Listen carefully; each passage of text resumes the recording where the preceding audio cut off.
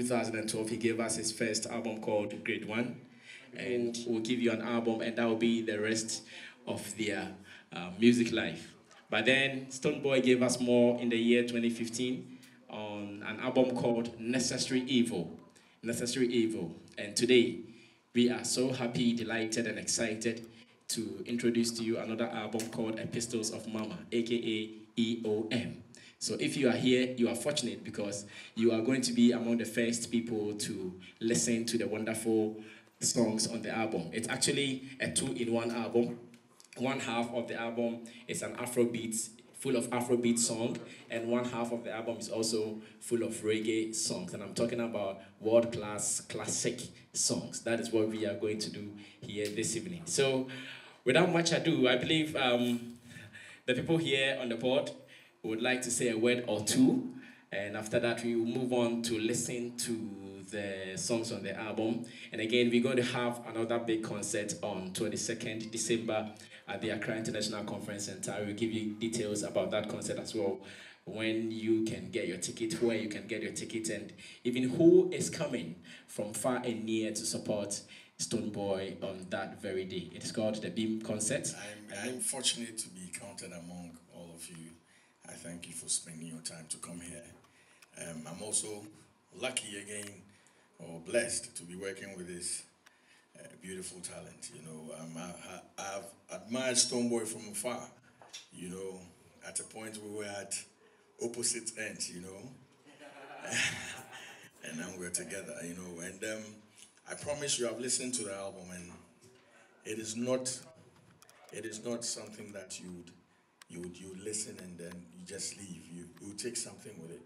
It's a beautiful piece, and he's worked so hard. So today, I mean, please take your time, listen to what is about to be played.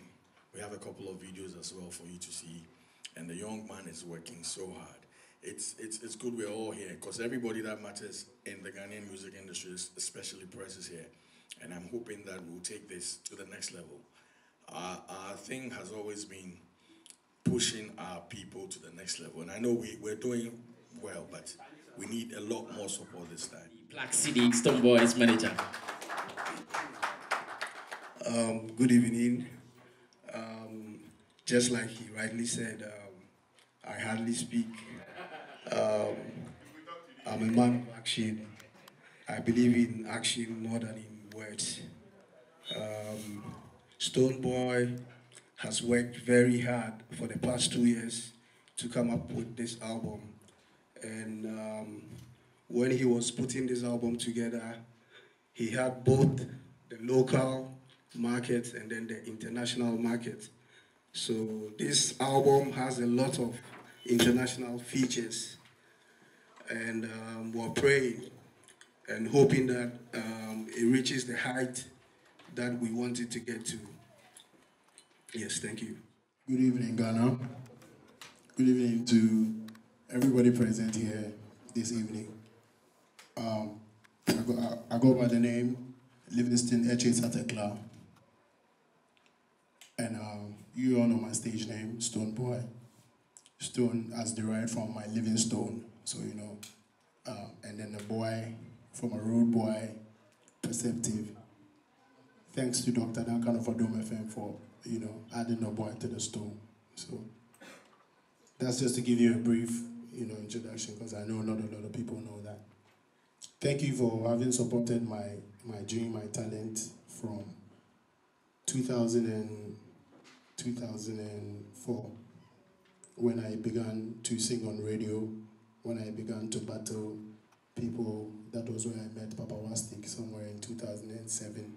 You know, so big ups to Papa Wastik, is like a founding father. I would gladly say that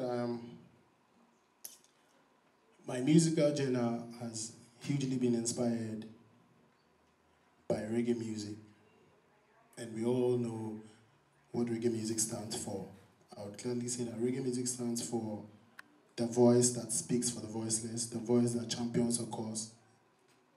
Most specifically, the voice that our great ancestors used to rise against slavery and hardship, you know, when they wanted to voice out something, they sang, they spoke. So that is what I believe inspires my musical journey. Epistles of Mama actually would have been epistles of motherhood. But I broke it down to the epistles of Mama because everybody can relate to Mama, which almost means the same. This album is actually inspired by my mother. Not the album only, my whole being, and even my existence anyway, we all came out from mothers. So my mother has been one big inspiration behind my life, my career, and everything I've always done.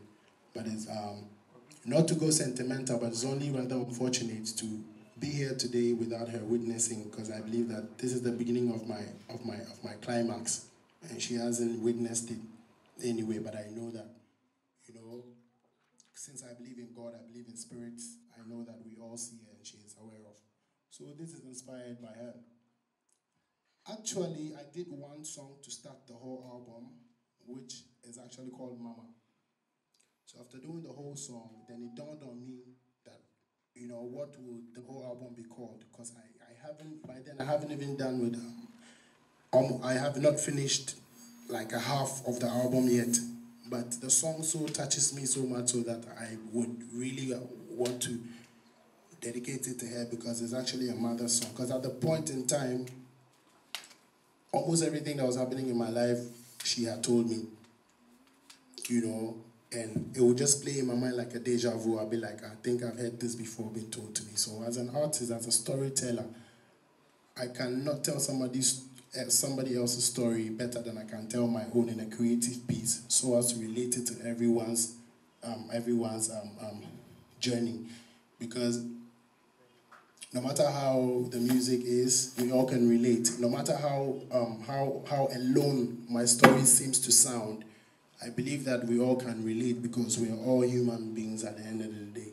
You know, for such reasons, a song like My Name, which was also another song thought of and meditated, that everybody can relate to. So this is the album that I bring to you in the name of God, and I couldn't have presented it to no other you know, people first and foremost than the media, because you are the mouthpiece of the artist. Sometimes when we say certain things, people don't hear it. They don't mind. They don't care. They want to hear it from the press and the masses, because that is what they take. That is what they know. That is why sometimes we have to go and come out our mouth on the radio station.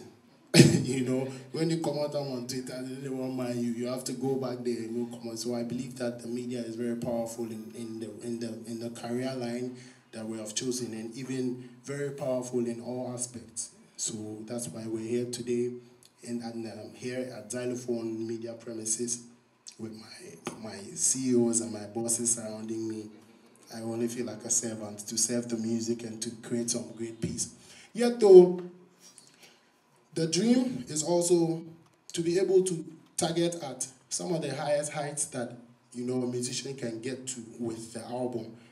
So concerning the reggae aspect of the album, my dream is to one day be nominated as one of the greatest reggae, or for the reggae album at the Grammys. You know, so that's one of the dreams, to be nominated at the Grammys one day, as alongside so you know, because Rocky Daoni has made it. He got nominated for the reggae album at the Grammys, I think last year. You know, last 2 years. See, these achievements are some of the achievements that, even if you be Kululu where you take make himself, where everybody knows say be Kululu, make them go do some.